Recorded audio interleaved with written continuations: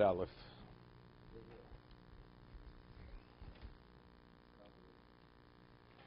So when it says, the Mishnah says, Kol Yisrael Yeshlem Chelik L'Mabo, and the one who does not have a Chelik L'Mabo, a person who says, Ein Tchias HaMeisim Min HaTorah. So Rashi pointed out, it's not that he doesn't believe in the concept. He believes there's Tchias HaMeisim, but he's Min HaTorah. He rejects the sources in the Torah which allude to the fact that there is Tchias HaMeisim. So Rashi says, but the man believes. He says, therefore, what is it? But if it's not rooted in anything, it has no value. Because, you believe today, you don't believe tomorrow. But if it's a pasuk, so you have a source. Well, according to me, it makes sense there is Tchias HaMeisim. Today it makes sense, tomorrow it doesn't make sense. Or let's say somebody goes and shows you that the basis for your rational understanding is baseless. But if you have a pasuk, it's irrelevant. I once told over the story with a certain person, which we all know. And I was sitting with another person who calls himself, he's a rabbi. He means a Russia. And this person was the head of his foundation. And he says to me and this other person and his son, who was also an officer in this organization, and he says to him, and he doesn't ask any one of us, my name, he just puts it out. So what do you think about homosexuality? This person is a professed atheist. The person asked the question. No, the businessman. So what do you think about homosexuality? So he looks at this this rabbi, and he smiles, he shakes his head, this and that, and doesn't answer because he's afraid. He sees the wrong answer. He's the president of his foundation. The foundation has a few $100 million. It may may hurt him. So he smiles. Then he looks at his son, also smiles. So he says, "So Rabbi, what do you say?" He says, "It's me." He says, "It's explicit in Torah. It's an abomination." What kind of question is it? What do I think about it? So I said, call him by name. I said, "So what do you say?" Chaim. His name's not Chaim. He says, "It's not my cup of tea." That's what he says. Not his cup of tea. It's not because it's evil. It's just not his cup of tea. So when I said, the Torah says about that, so right away this rabbi pipes up, quotes chapter and verse. Of course it's not permitted. The Torah says it's not permitted. I mean, once I said he was in safe territory, he spoke up. So I said to this person, I said, you may argue with me rationally, intellectually, and you may ask me a question I can't answer to you. I can't answer the question. But I said, I'll tell you the difference between me and you. Me, my intellect only secures my belief. But it doesn't start with my intellect. You, whatever you believe, is all based on your intellect. So if you have difficulty reconciling with something, it's gone. That's a refutation on your position. With me, even if I can't answer the question, regardless why, but factually, this is my tradition. Because this was given at a certain point in history to the Jewish people, and that's the way it is. I don't have an answer, but that doesn't change my belief. And that's exactly what Rashi said. Who's Ein L'Chelik L'Mabo? A person who says, Ein Tchias HaMeisim Min HaTorah. And Rashi says, he believes. He believes in Tchias HaMeisim, but what's the root of it? What's the source of it? He doesn't believe the psukim, which show that there is Tchias HaMeisim. That's what he rejects. But he says, of course I believe. It makes sense. Rationally makes sense that there has to be. But he says, but what's the value of your belief if it's only rooted in that? 1 second. Afilu yemode umamin yichayu amesim el lo remiza boraisa koferhu. He's considered a kofer. Kofer is a heretic. Hoel va'oker she'yichchias amesim in Torah, because he's uprooting the basis that Tchias HaMeisim is from the Torah. Also, what's the value of him and his belief? His belief is not rooted in anything. How does he know? How does he know this? Because he believes so. His belief is worthless. It's meaningless. Hilkoch kofer gomru. Therefore, he's classified as an absolute kofer. Kofer means a heretic. And because he's a heretic, therefore, ein lo chelik b'mabo. No. Kofir, not kofir with a resh.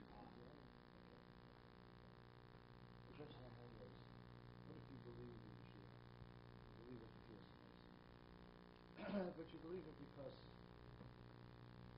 the Jews. No. He was. I don't believe it because This I pointed out yesterday. Person says you believe in Chizah Mesa. He says I say you 13 Alim Amens every day, right? Vayishlach. He says, but how do you know? He say it probably has a source. He's not denying the source. Here the man is saying the sources that are cited, I disagree. That's not the basis. It's Minat Torah. That's what he's saying. You understand? Ignorance is not a reason why you don't have a chelik no. Here he's saying what the Torah offers, the sources, that cannot be. The Torah is not saying that. So why? Because logically, rationally, it has to be. So he says, what's the value of your rational thought, thinking, or anything? Therefore, it's worthless.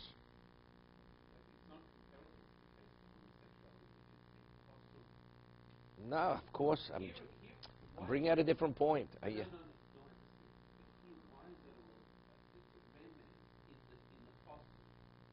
Remiza. What are you talking about? It's weak. Remez, if the Torah is Ramez, the Gemara says that is the basis for Tchias HaMesim. So the Torah, God said at Sinai, that's enough of a reason, that's a source that there's Tchias HaMesim. Well, I don't think it's enough of a source. Thin source. You know, if you have your eyes open and you understand how to read, you know, it's like a person who has a document written up and he doesn't really read the small print. Or he doesn't, you know, the legalese, he doesn't understand legalese because he's too cheap to hire a lawyer, to pay for the lawyer to look over the contract. He says, well, I understand those words to be something else. It's wrong what you understand. But if within the legal profession, that's what the words mean, that's what they mean. It's a remiza. It's not explicit where it cannot be denied. But if you know how to read, it says Tchias HaMesim in Torah. That's what those words mean.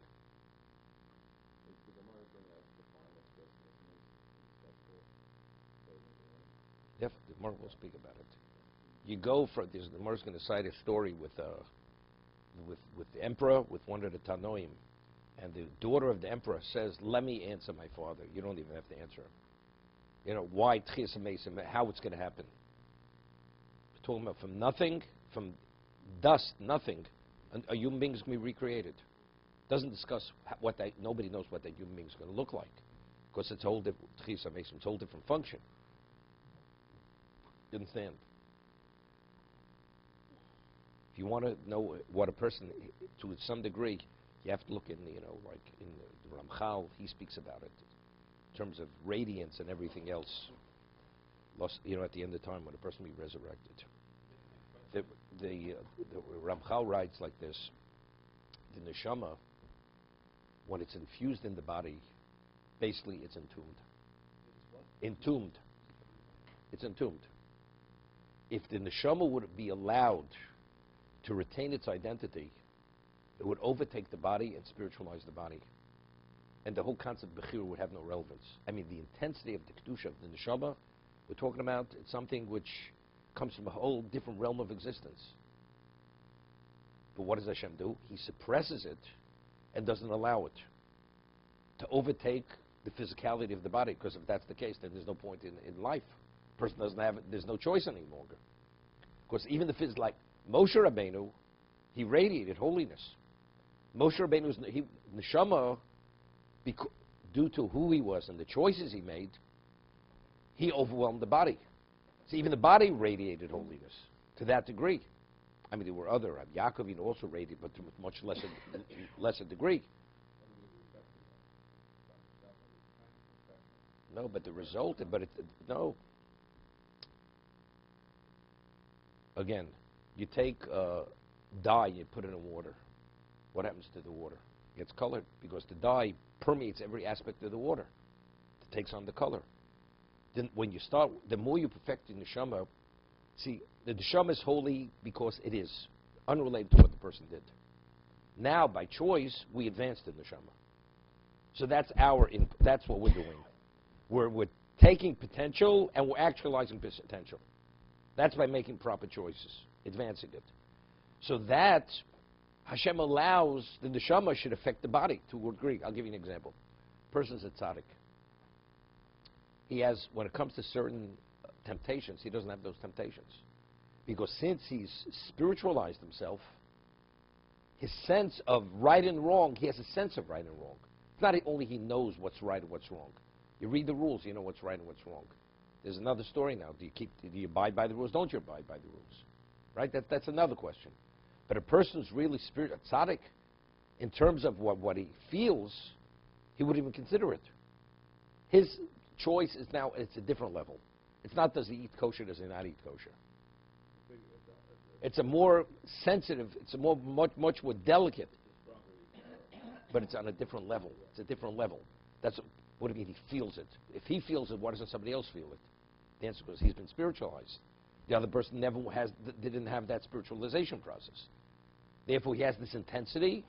Like I once said over, Reb Chatzkel Levenstein, he's the mashgiach in Ponovich in Prague, and Reb Chatzkel was sitting, and he was just saying over a pasuk. Oh, he was already in his 70s, and maybe close to 80. And just kept. He was at a wedding, and he was just repeating the pasuk over and over again.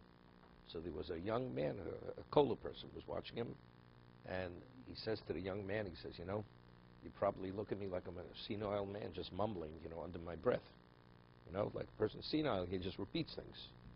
He says, what I'm saying now, he says, if you'd live 70 years, you wouldn't understand what I'm saying right now. You understand? The man had Ruach HaKodesh. He was holy. Anything he said, if he ever gave a bracha to anybody, the bracha was fulfilled. Reb Chatzkel Levenstein. I mean, that's the type of person he was. Tell you stories which you heard from the people who were the beneficiaries. The bracha just right before we start the halacha. This person himself came from Antwerp. He moved to Israel. He was married for over 20 years. He had no children. And his wife's sister also, for many years, had no children. And they didn't have children. It was about 15, 16 years they didn't have children. And they were from Reb Shimon Shkup's family. The wives were maybe they were related to Reb Shimon Shkup. Reb Shimon Shkup was the great Rosh Yeshiva pre-World War II. So the sister-in-law went with her husband for a bracha. Chatzkel says, in a year you will have a son. A year later, he says, I will be the son. Better verse. A year later, they had the son. So the sister said to her sister, why don't you go to Chatzkel? Go. I went. The bracha worked. And so they went. No, he wouldn't give the bracha. Wouldn't give the bracha. Whatever. They're married 15, 16 years already. And this woman's beside herself. She realized the clock is ticking. She doesn't have so it's already 20 years. 20 years they're married. She doesn't have children. She goes to say, what should I do? The clock is ticking. So he says, one thing Reb Chatzkel can't deal with. If he sees a woman in pain and crying, he can't tolerate somebody else's pain. You have to go and you have to carry on, break down, crying and scream. You'll have a chance you'll get a bracha. So earlier, she said, the sister, this is after 16, he says, would you give my sister a bracha? Why don't you give me a bracha? He says, I'll tell you the difference between your sister and her husband and you and your husband. During the war, when we escaped, the Mir Yeshiva escaped from Vilna to go to Kobe, Japan, your brother-in-law was involved in counterfeiting the visas. They had a counterfeit or passport, whatever they needed, documents. Zachar Satov. I owe it to him. So because I owe it to him, that's why I gave him a bracha. That's why. I have no debt to you. So you want me to give you a bracha to do something? I feel I don't owe it to you. That's what he said. But already 20 years, she went in, she carried on like you can't believe. He says, in a year, you will have a son, but you can have twins. That's what he said. You can have two sons. Because it's already 20 years, you haven't children, You can't have another child later. You can have twins, and I will be the sandik by both sons. A year later, she had twin boys. He was the sandik by both. That's Rabbi Chatzkel Levenstein. I heard it from the father, and he had his twin boys at my house. They were already 35 years old, the sons. That's the story.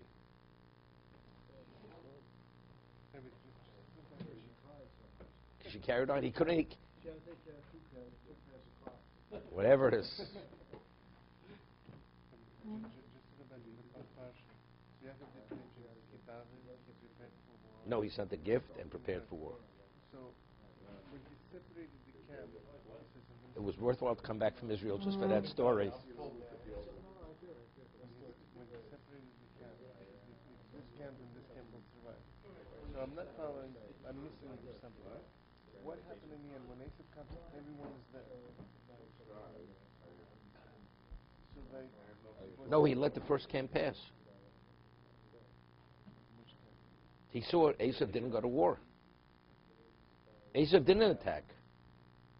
So the first camp was The first camp was not his family. So his family and then everyone else. That's Right. It's not like he broke up his family. Right, no, he didn't break up his family. His family was with him.